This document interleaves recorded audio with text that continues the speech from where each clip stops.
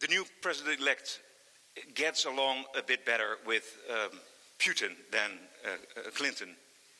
Do you feel any anxiety, any fear, perhaps, that Trump will be the new president of the United States because of his good relationships with Putin? I don't worry about it. It's possible, right? It would be crazy to dismiss the idea of this guy who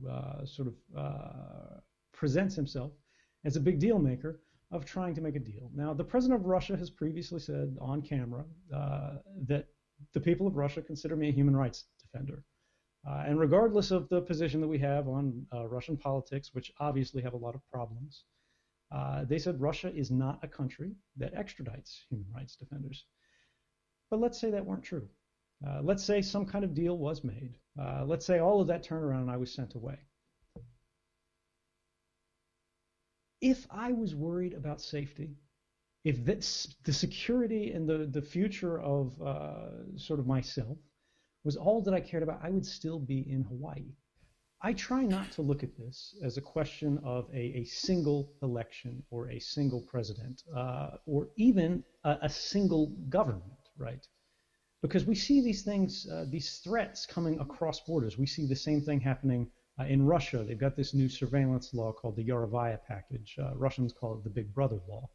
In China, on the day of the election, the news was talking about how the Chinese had just passed a new mass surveillance law, and they got away with practically no criticism from the international community because they were clever enough to say that they had modeled it on the United States' own surveillance laws.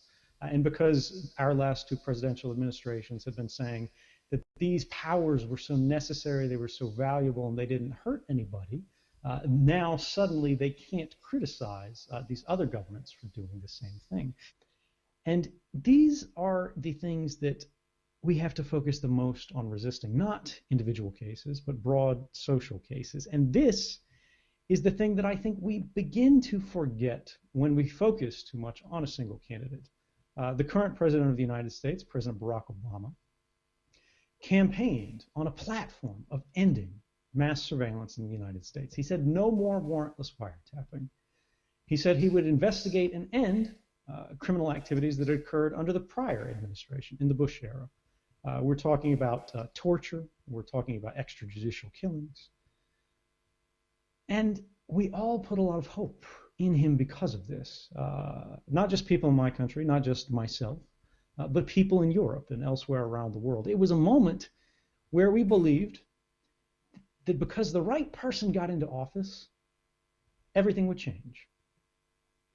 But unfortunately, once he took that office, we saw that he didn't actually fulfill those campaign promises. Guantanamo Bay, the secret prison in Cuba, which he had promised to close on the first day of his presidency, is still open and likely will be on the last day of his presidency. He embraced the policies of mass surveillance, extended them, and entrenched them. And this isn't to criticize this president particularly. This is not to say Obama is what we should be worried about. This is to talk about a broader point, which is we should be cautious about putting too much faith or fear in the work of elected officials. At the end of the day, this is just a president.